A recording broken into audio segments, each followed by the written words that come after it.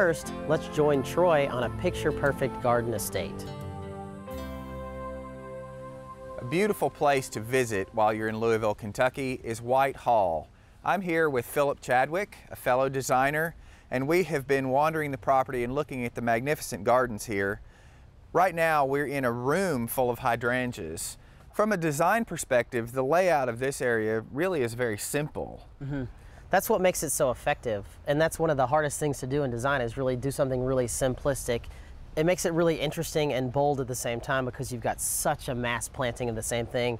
Nobody would typically do that. Right, and they've used multiple different varieties of hydrangeas. There's Mini Penny and Endless Summer, Twist and Shout, Lemon Daddy.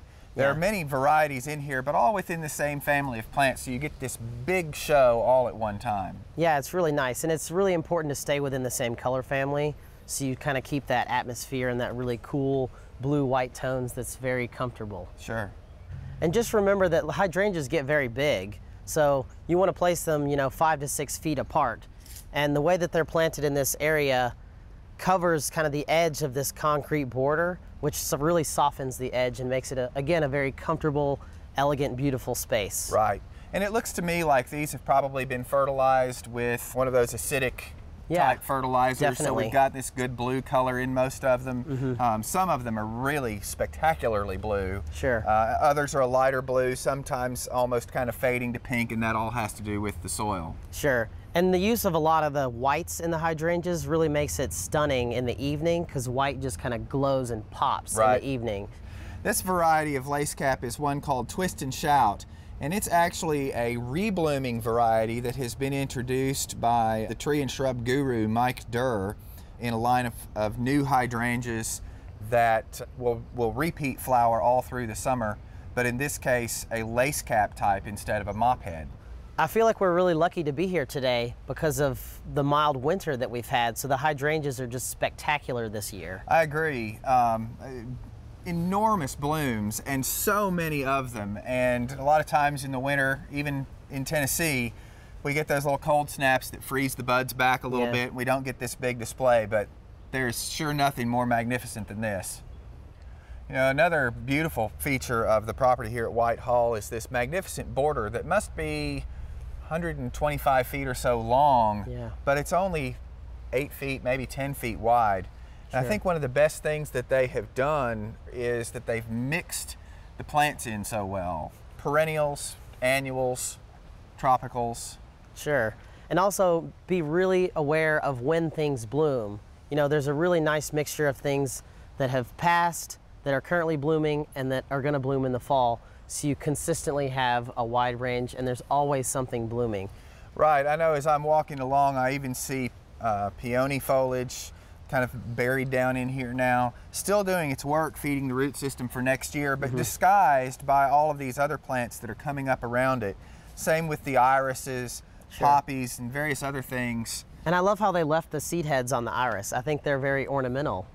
I agree, and I think that's important too. I leave seed heads on a lot of things just for their ornamental value, things like purple coneflower the birds love.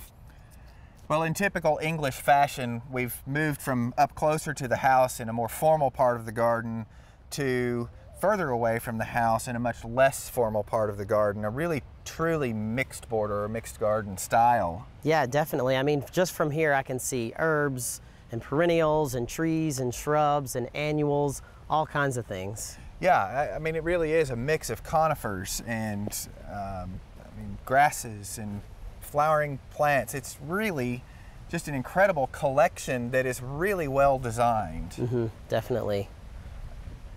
There's a weeping mimosa here on the corner. That's an unusual thing that you don't see very often. That is. Most people are probably used to seeing that just on the side of the road. Yeah, an old roadside tree that everybody's familiar with, but a very unusual and actually kind of rare form of it. One of the things I've noticed as we've walked through the garden is all the different layering that they do in these beds. Sure, definitely. It looks like with the peonies and the chrysanthemums and the cannas, there's always something blooming.